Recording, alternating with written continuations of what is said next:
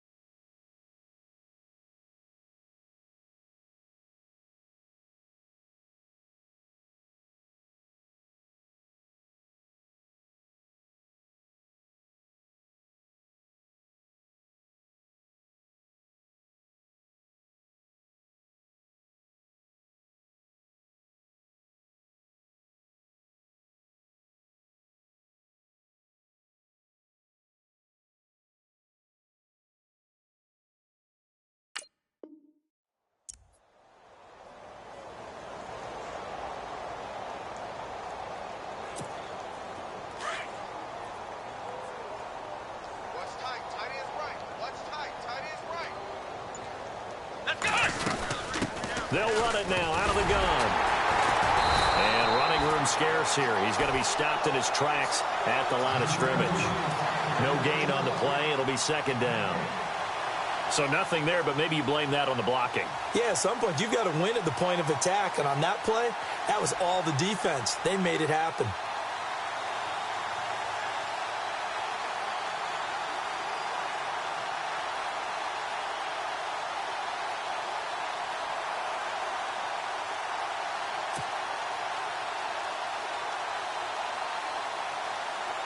Inside 4 minutes to go, third quarter.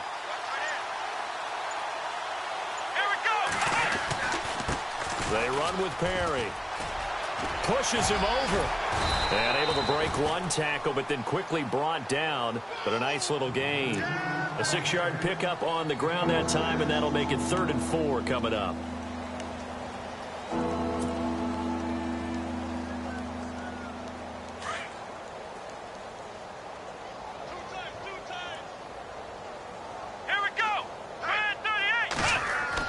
Here's Kaiser. Got a man. It's complete. Williams. A big play on 3rd for the Ravens. And even 40 yards. There will always be a place for methodically marching the ball downfield. But when you can pick it up in big chunks and strike like that, have explosive plays, that's often the difference in winning and losing. Those types of plays that can knock a defense off balance, that'll drive a team towards a victory. They'll run it now out of the gun. Trying to run inside, but nothing there. Officially no gain on the play, and it's second down. Sometimes play calls boil down to philosophy. You know you're facing one of the top 10 units against the run in the NFL. So do you decide to keep smashing against them, or do you decide to throw the ball here?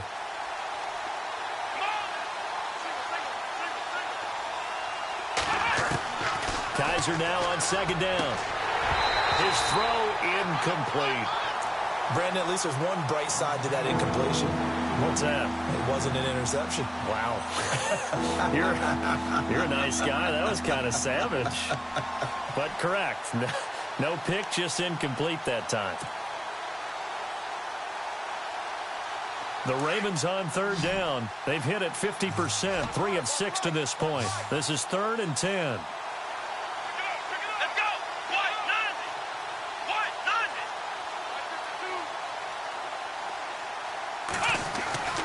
Kaiser to throw it. And he's got it.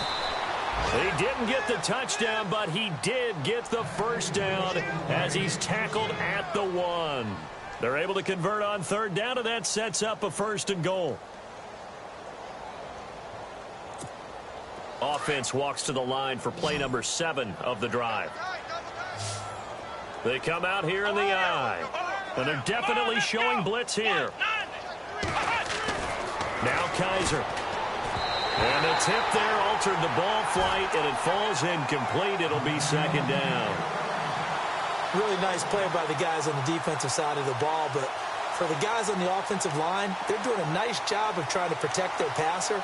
But when a guy hops in the air and goes airborne to try and knock one away, it's difficult because you can't reach out and grab him. That'll be a holding penalty. So all you're trying to do is make some type of a play on him, make some type of contact to try and get his arm. And this is caught. Touchdown, Baltimore. And he is a reliable target. They like to get him involved. They got him involved there for the score. And they should. He's a very good player. Remember, they can use him in certain positions, so many different spots, and he usually comes through for them. And he's got it up and through. Here's Tucker now out to kick this one away.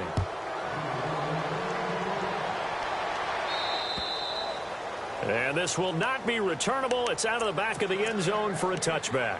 Now the Broncos offense, they get set to head back onto the field. They built up that lead at intermission, and they're just continuing to pour it on right now, aren't they? Locked into a really good groove right now. I don't know if it's just the play calling.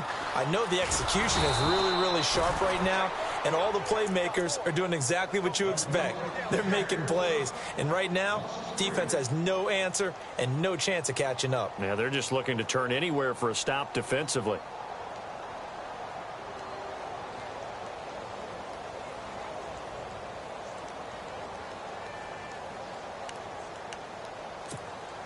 Defense in a good spot. Let's see how the offense responds with a 2nd and 13 now. From the shotgun, it's Lynch. Buying time to his left. By sliding.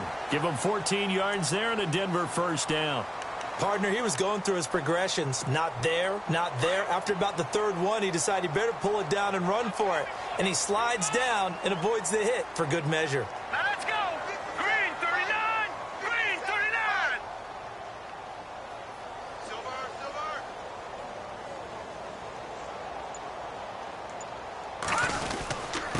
And he'll give it here to his running back. It's a 7-yard carry to set them up with a 2nd and 3. And 3rd quarter here, you've got the lead. This is where that strong run game can really benefit you. Stayed in bounds there, kept the clock going.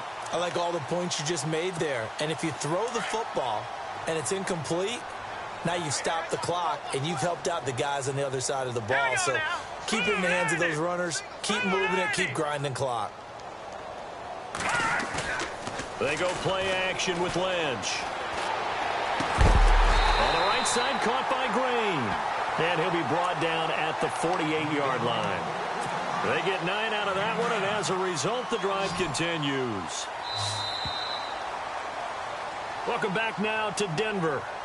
It's Bronco football, and they also have the lead here as we get set for the 4th.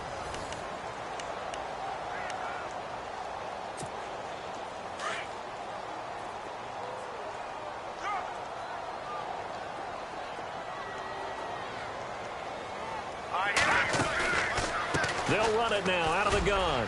Oh, he's got some breathing room. And able to push his way forward here for a good little gain. It's a 6-yard pickup, and it gets him to 2nd and 4. Now, I'm guessing you'd say this is kind of the key here. Grind out some yardage, work on that clock, see if you can continue to tick it down. Definitely. You want to bleed things out at this point, right? Continue to possess the football, gain some yardage, and put the onus on the defense. Do they have to use timeouts? What are they going to do to stop you? You're taking charge. On 2nd down, they'll try and run the counter. And this one goes nowhere. Losing yardage on the play back at the 46. Brandon, it's clearly a running situation when you're up in the 4th quarter.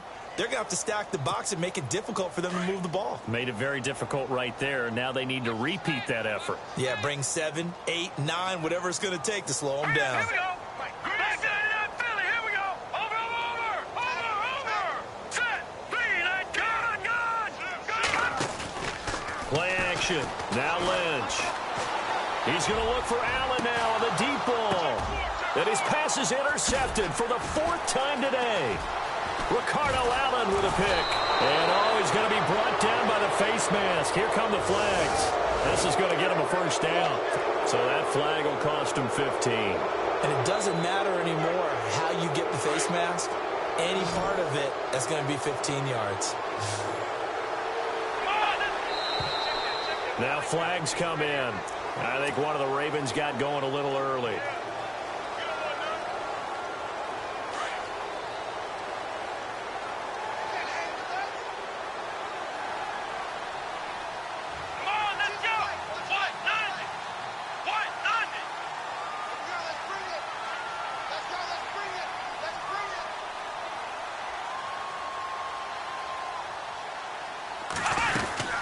They'll run it now out of the gun.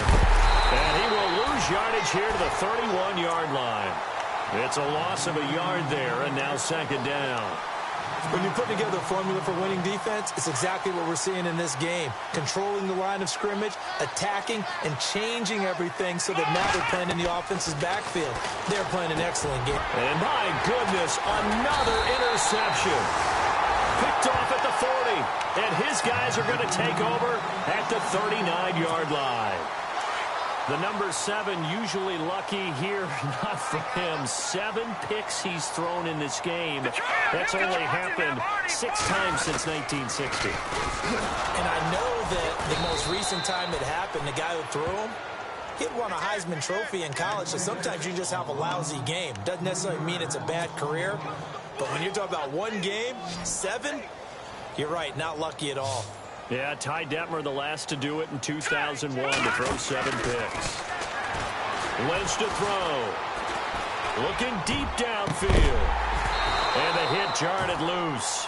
It's incomplete. And you just know when that play call came in, their eyes lit up because anytime you get a chance to take a big shot downfield, that's a lot of fun, and they missed an opportunity. The Broncos on third down. They've struggled to the tune of 2 for 8 so far. This is going to be 3rd and 13. Off the play fake. Here's Lynch. Steps away to his left. Lynch fighting, and he lost the football. On plays like this where the ball comes free, it's often unusual for the team that lost it to get it back because this is the quarterback. The ball gets away from him. Everyone else is trying to execute what they're supposed to do on offense. They're usually looking in the other direction, downfield, or have moved away from him. In this case, though, a teammate is able to come up with the ball. And McManus able to put it through, and that will extend their lead even further. So it's 3 more points, and that widens things out even further here in the 4th. Hey, in this league, you can never have too much. So if you're in range, grab the 3 whenever you can. And the Ravens taking the field.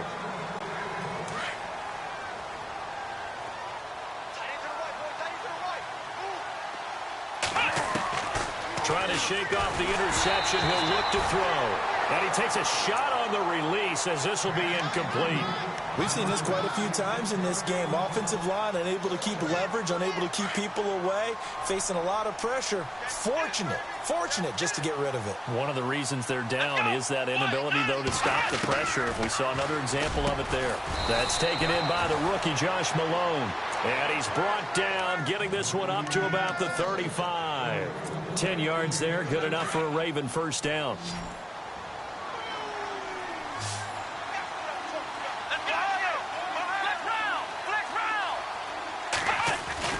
Kaiser now to throw on first down. And it pops free. The collision there jarred the ball loose and brings up second down. You get a tight end like this, and you know he's used to dishing out punishment, but here, he's one that has to absorb the contact, and as a result, unable to hold on to the football. Let's go, Ohio! Flex round! A second down throw now for Kaiser. Gets through, and now an opening. And he takes this one back into the end zone. And the Bronco defense has a touchdown. So that Pick six makes that scoreboard even more lopsided. I remember talking with a guy in the league, and I said, what do you do when the game's like this? You know, it's pretty much over. You ready to go to the bench and hang out? He said, oh, heck no. I want to stay on the field. I might get some stats. Might get a pick or two. You like being out there at the end of these wide margins. When they have to throw it, that gives you more opportunities to go get it. And they will not get a chance to return this one as it's through the end zone for a touchback. The Ravens offense now, they get set to head back on the field. They are looking to make a bit of a 180. They are sputtering right now. And frankly, I think it's time to call your playmakers together and say, all right, guys, we're going to lean on you through this patch. We need you to get us back on track and get us going in the right direction. So you're calling plays geared. Jordan Matthews all by himself. And he is into the end zone for a Baltimore touchdown. Jordan Matthews, his 5th touchdown now on the year. And the Ravens cut into that lead. I think if you polled defensive backs, they would say the corner route, take that out, make it illegal, because that is so hard to recognize and so hard to adjust, because your first move is to not get beat in the middle of the field. And that's how they move you first before they break off to the corner. But then as the wide receiver, great job. It's tough to turn those upfield and go, but he did a great job with it there. Really good balance, really good body control, and how about the end result? A touchdown. Jakeem Grant now to return. And he will be brought down here at about the 17-yard line. The Bronco offense now set to come back out onto the field. And fortunate to get points on the board last time. They had to hit a really long field goal to do so. The kickers in today's game are so good and so skilled and hit from distances that we almost start to take them for granted. And we can't do that. That's a long field goal that they got 3 points out of. They've got to feel good about that, and they better make sure they love him up because he's helped them out. Yeah, now we'll see if that offense can put 6 on the board here. We'll see. Give them 3 on first down. It'll set up a 2nd and 7.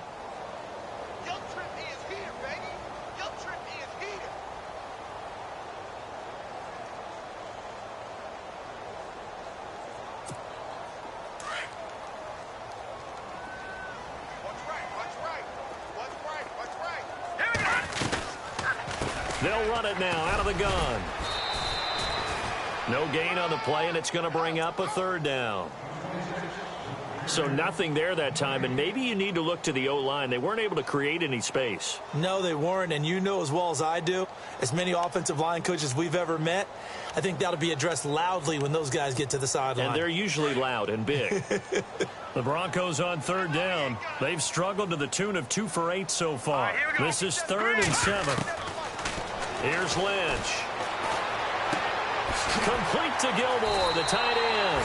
And he is out of bounds, getting it just shy of the 35. Give him 14 yards there and a Denver 1st down.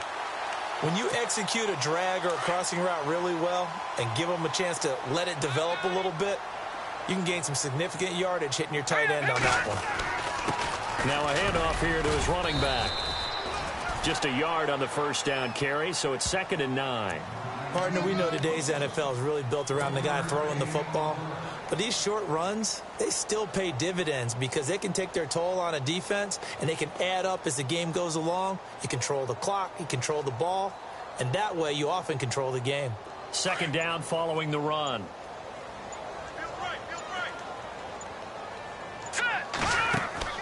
And now Lynch. And Green with a catch left side. And the ball is knocked out, and it's picked up by the Ravens. Well, he did what he's known for. He made the catch, then he turned into a runner, took the contact, and coughed it up. And all I remember as a player, when they catch the ball, when those acrobatic guys catch it, you have to make them pay sometimes. You have to put it on them, big tackle, knock the ball free.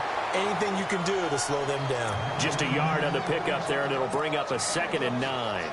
I think if they want to start getting back into this game, it behooves them to get better on 1st down. Yeah, certainly not what they were looking for there out of the opening play of this drive. Time for a break. We'll come back and wrap up garbage time after this. They run a draw here on second down. And they see right through that defensively as he'll be hit and taken down to the backfield. He'll wind up losing a yard on the play, and that's going to make it 3rd down and 10.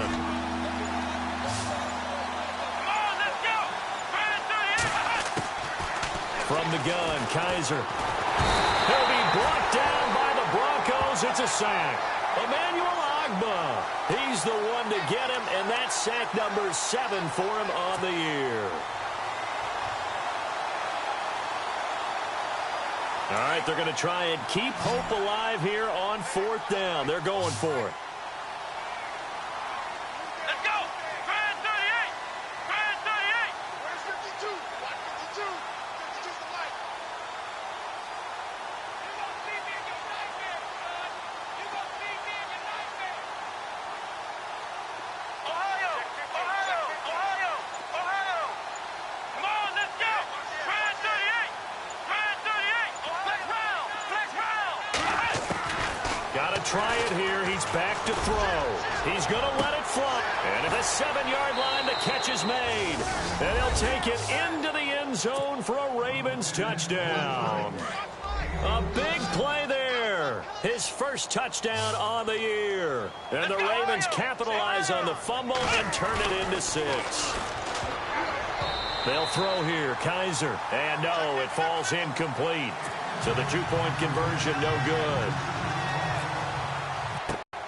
This one taken from the 7. And he'll take it up past the 25 to the 26-yard line. And Denver getting set to take the field. Defensively, there's still 3 timeouts. Do you even need to use them at this point? I think a lot of coaches do it anyway, and it seems like cosmetics to us. Is it just send a message you're not quitting? Send a message that you're not quitting. Let your team know you're going to battle all the way. It's a foot race. He's at the 30, past the 20. And he'll take it into the end zone for a Denver score. A great play there with 2 touchdowns on the season, both in this game. And the Broncos will extend their lead.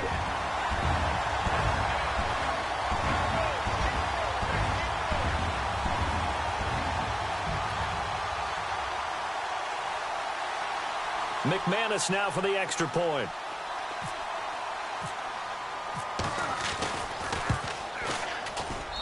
And the lead is now 24.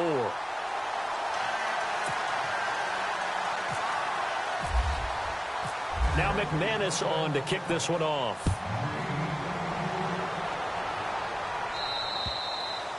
And that'll carry over the back line of the end zone for a touchback. The Ravens offense now, they get ready to head back on the field. They're down big here late. I don't know. You just one last drive here for pride? Some people like to do that. I remember playing for a guy once. We were down huge, and someone said, "Coach, what do you want to call?" He just waved a hand like, "Who cares? Let's get out of here and do something some other time." But some teams like to do something at the end to feel a little bit better as they continue to move forward. Yeah, probably just want to put this one behind them.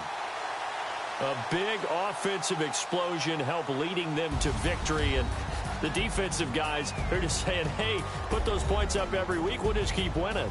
They will gratefully accept them, won't they? It makes their job that much easier when they're scoring that many points, allows them to play with a totally different style and a different flow. So for Denver, they keep pace in the playoff race as they move to 8-3 on the year. And they will hit the road next week to take on the LA Chargers. Meanwhile, for the Ravens, they've fallen out of things now as they sink to 3-8. And they'll try to make amends next week as they host the Cleveland Browns.